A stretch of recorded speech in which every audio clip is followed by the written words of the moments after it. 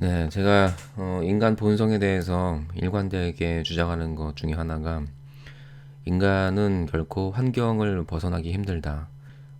이 공간의 심리학이란 책을 보면서 이런 생각들을 조금 더 이제 구체화할 수 있게 되는 거죠. 주변 사물의 배치 등에 따라서 우리의 심리는 지대한 영향을 받고 권력 관계가 자동적으로 형성이 되는 그런 일을 우리는 무수히 겪고 있습니다. 이런 것들을 오히려 역이용을 하는 사례들도 많죠. 뭐 마케팅에서도 사람들의 심리를 조종하기 위해서 의도적으로 공간을 연출하고 다른 사람을 지배하기 위해서 자신의 공간을 연출하기도 하고 다양한 방법으로 인간은 이렇게 자기의 영역 표시를 하고 있습니다. 21세기에 들어선 지금도 인간의 행동을 보면 우리가 아무리 부정하고 싶어도 그때와 똑같이 살아가고 있다는 것을 알 수 있다. 우리의 감각도 근본적인 면에서 석기 시대의 사람들과 같은 원리로 작용한다. 그래서 우리는 날마다 공간 심리학적 결정의 순간을 맞는다. 인간은 욕구를 채우는데 공간을 필요로 하며 공간을 얻기 위해 경쟁자를 확실하게 떨어내려 한다. 여성들이 보통은 이제 호의적이고 친화적이라고 하잖아요. 그래서인지 몰라도 여성들은 자신의 영역을 과소평가하는 경향이 있다고 합니다. 그래서 예를 들어서 무심히 자료를 펼쳐놓은 채 일에 열중하던 여성 상사가 자신을 찾아온 남직원에게 그냥 들어와서 바로 의자에 앉아도 된다고 말하는 순간 남직원은 자신이 대단한 존재라도 된 듯한 느낌이 든다. 그러니까 이제 여성 입장에서는 그냥 어떤 관계 중심적인 행동을 한 것뿐인데 남성 입장에서는 뭔가 자기가 그 영역을 차지한 듯한 그런 착각을 일으키는 그런 일이 생기게 되면 그 여성 상사 입장에서는 이 남자가 왜 이러나 이렇게 생각할 수도 있는 거겠죠. 그래서 여성은 행동의 자유가 제약될 때 느끼는 위협감이 남성들보다 덜한 편이며 다른 여성들과 공간을 함께 써야 할 때도 저항감이 덜하다. 이게 그 여성들이 네트워크를 쉽게 형성할 수 있는 그런 이유가 되는 것 같기도 합니다. 자, 남성의 경우는 공간이 주는 분위기를 넘어서서 타인이 자신을 부러워하게끔 공간을 꾸민다. 우리가 쉬운 예로 병원을 가도 병원 원장의 진료실 안에 있는 다양한 권력을 상징하는 상패라든가 뭐 여러 가지 물건들이 있잖아요. 네, 이런 것들은 이제 남성적인 요소가 이제 좀 크다는 거죠. 남성은 일반적으로 공간 영역을 존중받고자 하는 욕구가 더 확실하며 영역을 의식하면서 행동하는 편이다. 예전에 제가 기억나는 것 중에 하나가 해외에 있을 때 태국 사람들하고 한번 일한 적이 있어요. 제가 이제 방을 얻기 위해서 그 태국인 집에 들어갔는데 그 태국인 남편이 평소에는 정말 그 인자한 표정으로 지내는 사람이었거든요. 집에 들어가는 순간 그 사람의 표정이 상당히 그 적대적으로 변하는 거를 그때 확인을 했거든요. 그때 이제 어렴풋이 알고 있었죠. 아, 남자들은 확실히 자기의 영역을 침범받는 것을 경계하는구나. 자, 그래서 이제 남성과 여성의 좀 두드러지게 다른 특징 중 하나가 이 테스토스테론 때문에 그 머릿속에서 3차원 도형을 이제 훼손시키는 과제에서 유리한 그런 역할을 한다고 합니다. 남자들 중에서 더 3D 그래픽 디자이너가 많은 이유가 이런 이유도 있을 것 같고요. 이거를 더 확실하게 확인할 수 있는 그 사례가 여성들이 이제 생리 기간에 여성 호르몬이 낮아졌을 때 그 3차원 도형을 머릿속으로 회전시키는 과제에 더 좋은 결과를 냈다. 그 이유는 뭐냐면 이제 역사적으로 남성들이 아무래도 이제 사냥을 하기 위해서 길을 찾기 위한 그런 기능이 오랫동안 발달돼 있기 때문이겠죠. 공간보다는 이제 호르몬에 대한 얘기인데 이제 옥시토신에 대한 얘기가 나와요. 남성한테 이제 옥시토신 분비량이 늘거나 옥시토신을 주입을 하면 아무래도 그 어떤 관계를 유지하는데 더 사람의 성향이 바뀔 수 있다는 거죠. 실제로 이제 아이를 낳게 되면 그 남편의 옥시토신 수치가 올라가는 걸로 알려져 있죠. 그 가정을 보호하기 위한 그런 성향과 행동들이 나타나게 되는 거고요. 그리고 이제 커플 사이에 그 남녀의 옥시토신 농도가 다른 싱글 남녀에 비해서 약간 올라가긴 하지만 옥시토신이 정말 제대로 나오는 그런 시점은 성교할 때와 그 직후에 그리고 가벼운 스킨십을 나눌 때라고 나와 있습니다. 그러니까 요즘 그 젊은 남녀들이 상대방을 배려하지 못하고 서로 이제 헐뜯고 싸우고 이러는 이유 중에 가장 큰 이유가 제가 볼 때는 이 섹스를 너무 못하기 때문에 옥시토신 분비가 적어서 그런 면도 있다고 생각을 하거든요. 여기 나오죠. 활발한 성적 활동 및 배려와 애정이 담긴 스킨십이 파트너십 결속에 얼마나 중요한지를 암시하는 것. 본의 아니게 뭐 정치적인 의도가 됐든 사회적인 분위기가 됐든 이 남녀가 섹스를 많이 못 하잖아요.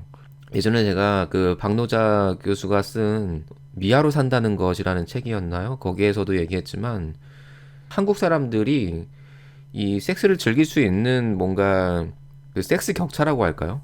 이게 마치 그 영어 격차, 뭐 디지털 격차와 비슷하게 많이 하는 사람들만 많이 하는 흐름이 있는 것 같아요. 그래서 그런 부분은 좀 안타깝고 겉으로는 이제 조신한 척하면서 뒤로는 문란하고 좀 변태적인 경향으로 가는 게 있잖아요. 정말 많은 사람들이 남녀 간의 이런 결속력을 다질 수 있는 기회가 확실히 적은 것 같습니다. 자, 그러면 다시 공간 얘기로 돌아가면 공간이 바뀌면 태도도 바뀐다. 특정 장소는 특정 행동 방식과 항상 묶여 있다.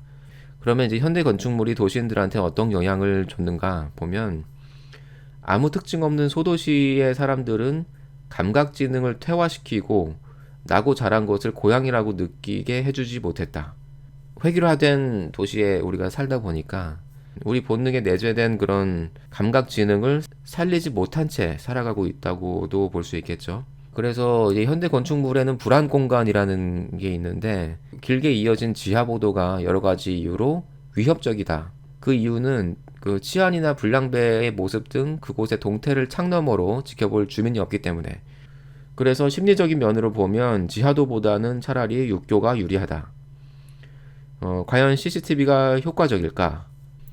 우리나라는 이제 CCTV가 많이 설치가 돼 있기 때문에 사람들이 이제 안전하다고 생각을 하는데 CCTV에 익숙해진 사람들은 긴급 사태가 돼도 경찰이 알아서 출동하겠지 하는 생각으로 지켜보기만 하는 방관자가 되기 쉽다. 그러니까 이게 인구 밀도는 되게 높은데 사람들이 점점 더 고립되는 정도는 더 깊어지는 상황이라고 할 수 있겠죠. 그래서 그 공공장소에는 특히나 창문을 많이 설치하면 좋은 이유가 누군가가 창문으로 지켜보고 있다는 생각이 범죄 욕구를 낮춰주며 이용자들도 안심할 수 있게 된다. 조금 더 안전한 집을 짓고 싶다 그러면 되도록 큰 창문을 많이 짓는 것도 괜찮은 방법이 될 것 같습니다. 자, 그 다음에 우리 기억에 대한 얘기인데요. 금방 떠오른 아이디어가 자리를 옮기면 생각나지 않는 이유는 우리 인류는 공간에 따라서 기억을 저장하는 그런 습관이 돼 있기 때문이라는 거죠. 그래서 환경의 바뀜이 인식의 뒤죽박죽을 유발하고 그 과정에서 작업 중의 기억이 삭제되거나 심하게 왜곡된다. 뇌가 에너지를 절약하기 위한 전략인 건데 장소가 변하면서 작업 기억이 이른바 깨끗이 청소됨으로써 새로이 진입하는 공간에 더 집중할 수 있게 되고 그것이 생존에 더 유리했기 때문에 그렇다는 거죠. 그래서 이거를 픽업 아티스트가 이용하는 경우도 있었어요. 예를 들어서 데이트를 하는데 장소를 여러 번 바꾸는 거죠. 상대 여성이 그 남성에게 뭔가 의존할 수밖에 없는 그런 상황이 만들어질 수밖에 없겠죠. 등산 시 남성이 앞서가는 이유를 보면 여성들이 혹시 위험한 상황을 만날지도 모르는 선두 자리를 기꺼이 남성들한테 맡긴다. 그래서 남성은 목표 지점에 빨리 도착하려고 하고 여성은 목적지로 나아가는 과정이 곧 목적이다. 남성이 보통 입을 다물고 목적지로 향하는 길에만 집중하는 또는 집중하려고 노력하는 반면 그와 동행하는 여성은 저 사람이 잘 알아서 찾아가겠지, 설마 길을 잃지는 않겠지라는 생각으로 그저 남성의 뒤를 따른다. 섬뜩한 얘기라고 저는 생각이 드는 게 남성은 완전히 그 목표 지향적으로 우리 뇌가 구성이 되어 있기 때문에 한 곳만 보면서 무조건 돌진하는 그런 경향성을 보인다는 거죠. 그러면서 물론 이제 성취도 하고 자기의 조직 안에서 자원을 이제 공유하기도 하지만 그럼으로 인해서 위험에 노출되기도 하고 더 이상 쓸모가 없어졌다. 그러면은 그 남성은 그 조직에서 이제 배제되기도 쉬운 거고요. 그래서 남성은 자신의 야외에서 뛰어난 방향 감각을 발휘한다는 생각만으로도 흐뭇해한다. 물론 여성 중에서도 길찾기 능력이라든가 공간 지각 능력이 뛰어난 여성들이 있는데 이런 여성들을 보면 남성 호르몬 수치가 유난히 높을 가능성이 있다. 자, 우리 뇌에는 멘탈 맵이라는 게 있는데 뇌의 에너지 효율을 위해서 머릿속의 지도를 아주 단순화시킨다는 거예요. 결국에는 약도처럼 이제 저장을 하는 거죠. 그래서 큰 기차역이나 공항에서 시간에 쫓겨 허겁지겁 목적지를 찾아가야 할 경우 멘탈 맵은 더욱 단순해지고 부정확해진다. 제가 지난 영상에서도 얘기했지만 이 자기의 기억을 맹신하는 사람들을 정말 경계해야 된다. 왜냐면은 인간의 기억이라는 거는 애초에 불완전하기 때문이라는 거죠. 길을 찾기 쉽도록 하는 효과적인 방법은 바닥에 눈에 띄는 색깔로 줄을 그어서 그 줄을 따라오게 한다거나 표지판을 최대한 단순하고 이해하기 쉬운 표시로 해놓는 것이다. 우리가 좌우를 얘기할 때 어떤 개인을 기준으로 좌우를 판단하잖아요. 그런데 우리의 뇌는 애초에 그렇게 되지가 않고 이 동서남북이라는 방위로서 주위 환경을 인지하도록 돼 있다고 합니다. 이제 원시 공동체에 대한 얘기가 나오고 있습니다. 이제 아이를 낳을 수 있는 여성이 적을수록 부족의 생존 가능성은 위협을 받았다. 그래서 출산 가능성이 있는 여성의 안전이 남성보다 상대적으로 중요했다. 이거는 이제 현대사회에서도 알게 모르게 계속 적용이 되고 있는 상황인 것 같아요. 우리가 생물학적으로 여성의 안전을 더 중시할 수밖에 없다는 거죠. 그래서 남성의 목숨은 예나 지금이나 하찮게 취급될 수밖에 없는 게 우리 남성인 것 같습니다. 자, 원시 인류는 몸과 마음이 쇠약해졌을 때 동굴이나 울창한 숲의 은밀한 공간에 들어가 천적으로부터 몸을 피하고 혼자서 조용히 시간을 보냈다. 그래서 야생동물도 똑같이 행동한다. 천적은 약한 모습, 병든 모습을 보이는 먹잇감을 제일 먼저 노린다. 저는 이제 살면서 사람들을 그렇게 경계하지는 않았던 것 같거든요. 그런데 이게 좀 살다 보니까 사람들이 정말 타인을 경계하고 산다는 걸 정말 많이 느꼈어요. 그게 이런 관점에서 보면 생물학적으로 너무나 당연한 얘기들이었던 거죠. 게다가 남성들 같은 경우는 자기가 약한 모습을 보이는 거에 대해서 상당한 거부감을 갖는 이유가 이게 생존과도 직결된 문제이기 때문인 것 같습니다. 이 칩거의 욕구를 가장 강하게 유발하는 것은 통증이다. 왜냐면은 익숙한 환경이라는 보호 공간은 면역 체계가 원활하고 효과적으로 작용하게 만들며 결과적으로 치료 속도를 빠르게 해준다. 그러니까 어찌 보면은 우리 몸에 통증이 나타난다는 건 사람과의 관계를 잠시 좀 멀리 해야 될 필요도 있는 게 아닌가, 이런 신호가 될 수도 있는 것 같고요. 그런데 또 한편으로는 이제 두려움에 빠진 사람들은 남들과 분리되기보다 오히려 무리 안에 속하기를 바란다. 왜냐면 이렇게 해야지만 무리 안에서 어느 정도 보호를 받을 수 있기 때문이기도 하겠죠. 자, 이제 사바나 이론이라는 게 있는데 인간이 가장 선호하는 자연 환경의 원형 중에 하나다. 그러니까 우리의 무의식 속에 깊이 내재된 인간이 선호하는 그런 환경이라는 거죠. 그래서 이런 조건을 보면 열매나 식용식물 등 식물성 먹을거리가 자라나는 곳, 가끔씩 초식동물이 물을 먹으러 와서 사냥의 기회가 있는 곳, 그리고 맹수를 피해서 몸을 숨길 수 있고 위급시 기어 올라갈 나무들이 자라는 곳. 그러니까 지금 당장 우리가 이런 환경에 살지는 않더라도 우리 그 무의식 속에는 어느 정도 이런 환경을 선호하는 그런 기제가 숨어 있다는 거죠. 가끔 이제 뭐 숲을 거닐거나 산에 가거나 이렇게 함으로써 뭔가 우리 그 기분이 정화가 되고 하는 게 다 이런 이유가 있는 것 같습니다. 그리고 실제로 여기 보면 근린공원이나 시민광장이 없는 지역, 있더라도 종종 짬을 내 들를 수 없을 정도로 동떨어진 지역에서는 범죄, 우울증 및 기타 도시병이 늘어난다. 정말 안전한 곳에서 살고 싶다 그러면 어느 정도 그 공원이 가꾸어지고 나무가 있고 숲이 있고 이런 도시가 훨씬 더 안전을 보장할 수 있다는 거죠. 다행히도 저는 그런 동네에 살고 있어서 감사하게 생각하고 있습니다. 그 명당의 조건이란 무엇인가 하면 언덕이나 바위산 위에서 눈앞의 풍경이 명확히 보이도록 시야가 트인 곳이다. 그러나 작은 숲이나 폭포, 호수 등이 군데군데 있어서 마냥 트이지만은 않은 곳이다. 이 얘기는 뭐냐면 원시 인류가 자신의 몸을 숨긴 채 먹잇감에 짐승이 있는지 몰래 내려다볼 수 있는 장소다. 그래서 녹색 식물을 풍성하게 접할 수 있는 환경의 일터에서는 아파서 결근하는 빈도도 낮다. 빛이 들고 녹색 식물이 잘 보이는 창가 자리는 희소성 이상의 가치가 있다. 자, 지금 이제 음식에 대한 얘기를 잠깐 해보면 인간이 음식을 씹어 삼키는 데 걸리는 시간은 유인원의 5분의 1에서 10분의 1에 불과하다. 음식을 익힘으로써 하루에 4시간 이상 씹는 시간을 절약하는 셈이다. 이것 때문에 이제 인간의 구강 구조가 그 농경시대 이후로 다 망가져가고 있죠. 턱 자체가 작아지고 있는 상황이라고 알고 있습니다. 그 다음에 달고 짜고 기름진 음식에 대한 욕구, 공복을 견디지 않으려는 경향, 조금이라도 속을 비게 놔두지 못하고 계속해서 과도하게 뱃속을 채우려는 욕구는 선사시대로부터 내려온 진화 생물학적인 유산이다. 그런데 옛날에는 어쨌든 당질을 섭취를 해도 그렇게 많이는 못 먹었을 거기 때문에 최대한 많이 먹어서 내 몸에 보존하는 게 맞는 거죠. 하지만 지금은 당이 너무나 많은 그런 시대이기 때문에 오히려 이거를 줄여야 되는 상황이 된 거고, 여러 가지 그 현대병들이 지금 창궐하고 있는 게 우리의 그 생물학적인 욕구를 우리가 결국에는 통제하지 못해서라고도 할 수 있겠네요.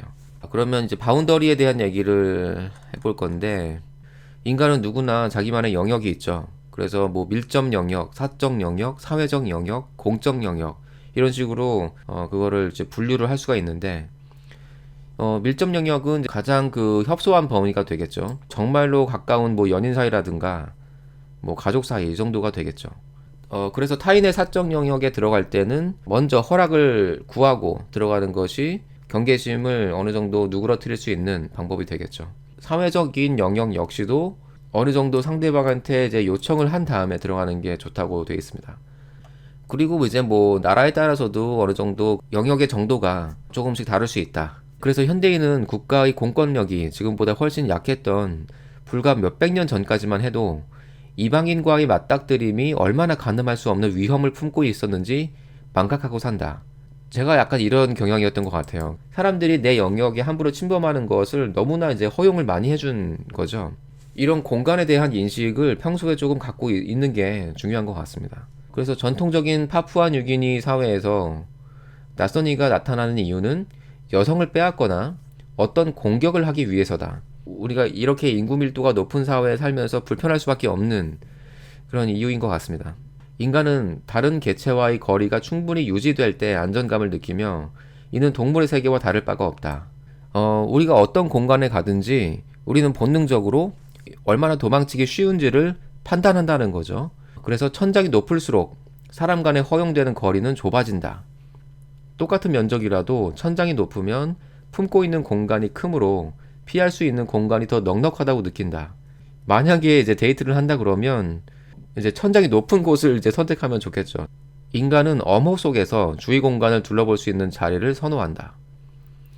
그래서 우리가 식당에서 벽을 등지고 비상구에 가까운 자리를 선호하는 이유가 그 자리가 이제 가장 안전할 수 있다는 그런 판단을 했기 때문이겠죠. 자, 그 다음에 구석 자리에 있을 때는 다른 자리에서보다 더 넓은 간격, 중심 자리에서는 다른 자리에서보다 더 좁은 간격을 필요로 한다. 자, 파티에서 호감 가는 여성에게 말을 걸고 싶은 남성이라면 그녀가 구석에 있을 때보다 가운데쯤에 나와 있을 때 적당한 선까지 다가가는 것이 좋다.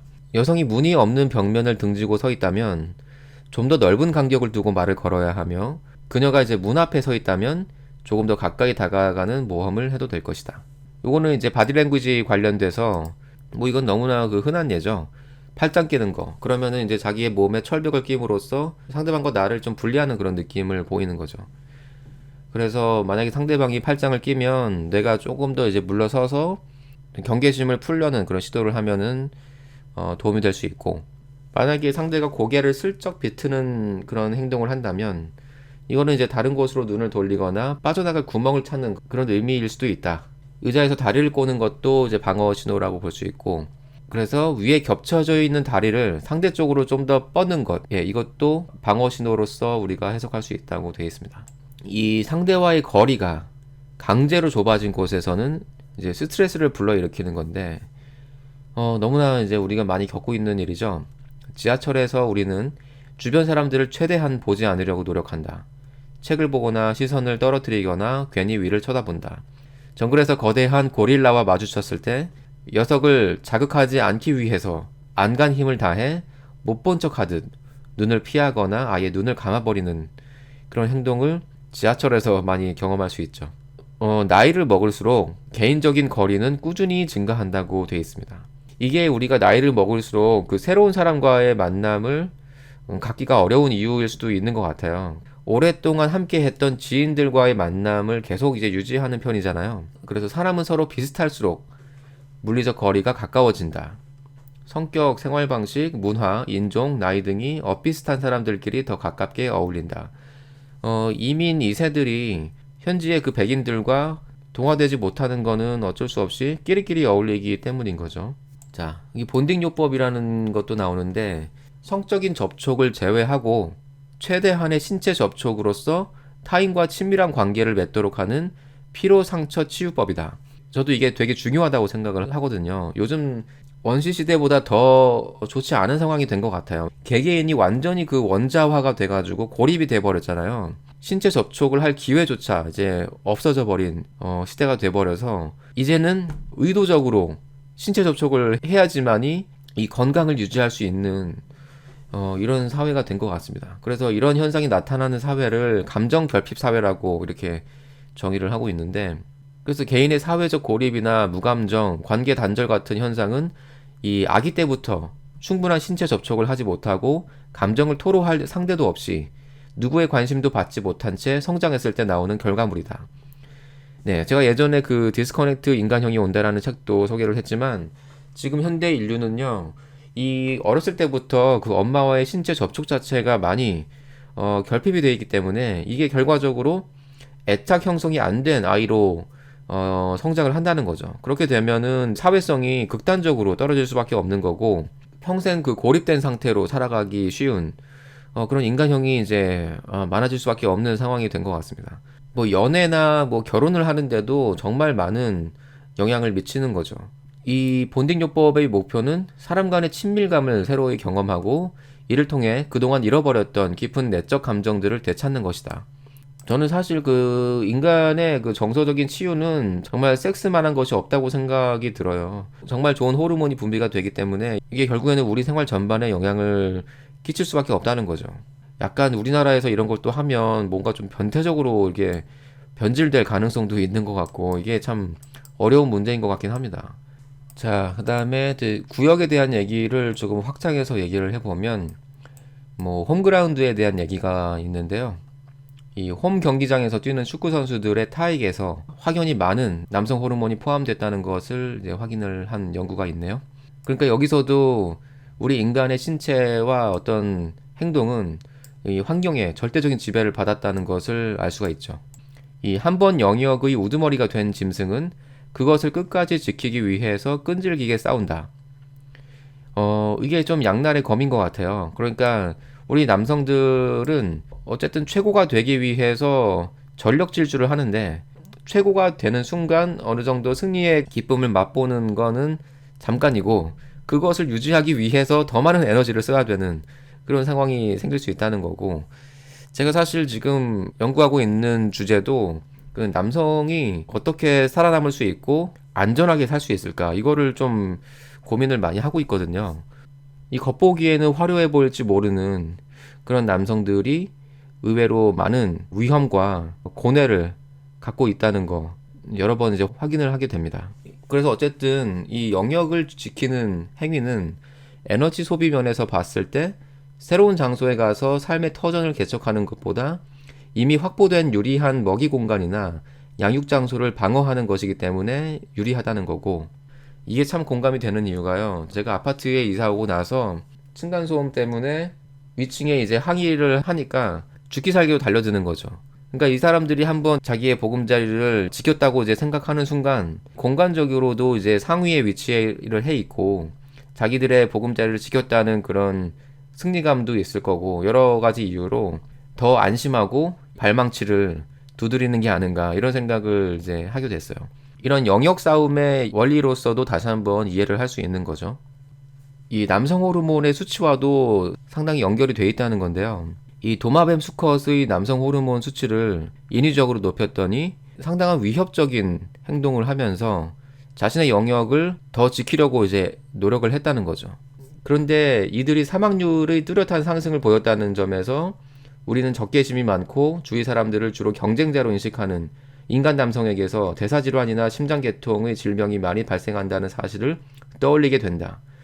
이게 제가 항상 주장하는 남성 호르몬의 양면성인 건데 남성 호르몬이 많다는 것은 이제 성공을 하고 자기의 자원을 지키는데도 유리하지만 위험에도 노출이 된다는 것을 의미하는 거고요. 요즘 그 젊은 남성들이 그 알파 메일이 되고 싶다는 그 소망을 갖고 이제 있는 분들이 생기는 것 같은데 그만한 대가를 치러야 되는 게 또 알파 메일이고 알파 메일이라는 거는 어떤 고정된 실체가 아니라 상당히 상대적인 개념이라고 저는 보거든요.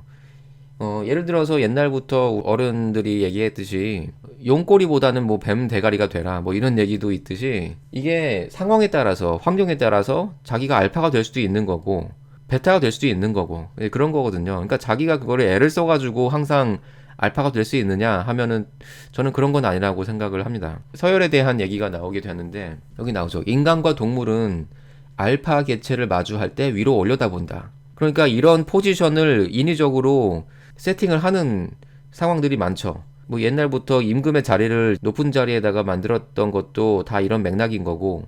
그래서 겁쟁이 또는 서열이 낮은 개체는 고개를 숙이거나 납작 엎드림으로써 상위 개체에게 자신의 위치를 드러낸다. 층간소음 영상에다가 이런 얘기를 했어요. 특히나 아래층 사람과 그 마찰이 있은 다음에 자기가 얘를 충분히 이겨먹을 수 있다. 뭐 이렇게 판단을 한 이상 그 사람은 자동적으로 우월감을 느끼게 된다고 저는 생각을 합니다. 층간소음 보복 우퍼 있잖아요. 제가 그거를 썼었는데요. 이런 방법을 쓸 때도 되게 중요한 게 그 위층 사람과 절대로 마주치면 안 되는 거죠. 나보다 만약에 육체적으로나 멘탈적으로 강한 사람이 위에 산다 그러면 내가 패배할 수도 있는 거고 그렇게 되면은 내가 사는 동안 그 사람의 지배 아래서 사는 그런 꼴이 되거든요. 그렇기 때문에 정말 그 사람과 마주치지 않는 게 층간소음 분쟁에서는 정말 중요하다. 저는 그런 생각을 하고 있습니다. 그래서 이제 남자들이 어떻게 조직의 영향력을 행사하느냐 이런 얘기들을 보면 자, 그룹에 속한 남자가 구성원들보다 높은 위치에 올라가 지시를 하는 게 효과적이고 특히 구성원들이 남자일 경우에 더 효과적이다. 그러니까 그 물리적인 위치 자체가 정말 중요하다는 걸 얘기하는 거예요. 우두머리 고릴라는 하루 종일 바위 위에 앉아 다른 수컷들을 지켜보았는데 위에서 내려다보는 자세를 유지함으로써 경쟁자들을 시야에서 놓치지 않을 수 있었다. 그리고 이런 위치에 있는 것 자체가 벌써 그 다른 수컷들의 존경심을 받을 수밖에 없는 그런 위치인 거죠. 사진을 권력이 있는 모습으로 나타내고 싶을 때는 아래에서 위쪽 방향으로 사진을 찍고 무능한 인물로 나타낼 때는 위에서 아래로 또는 측면에서 찍으면 된다는 거죠. 어느 정도 자기가 이제 사회적인 위치가 있다. 그런데 사람들과 뭐 교류를 해야 되는 그런 일을 한다 그러면 접근도 자체를 통제할 필요가 있다는 거를 얘기하는 건데요. 예를 들어서 위로 진입하는 문을 최대한 좁게 만들고 교묘하게 예외 상황을 만들어서 자신에게 유리한 사람들만 통과시키는 거. 그 다음에 이제 하지 말아야 될 행동 중에 하나는 항상 문을 열어두고 사람들한테 언제든지 들어와라. 뭐 이런 행동을 하는 거는 오히려 사람들한테 존중을 받기 어려울 수 있다는 거죠. 자, 그 다음에 이제 진입장벽 만드는 부분. 자기의 권력을 유지하고 자기의 권력을 보호하고 이제 이런 목적이 다 크다는 거죠. 입구에서 출구를 굉장히 멀리해서 나한테 오는 과정을 되게 어렵게 하는 방법. 상대방의 의자를 낮게 배치하고 나의 위치는 높게 해놓는 거.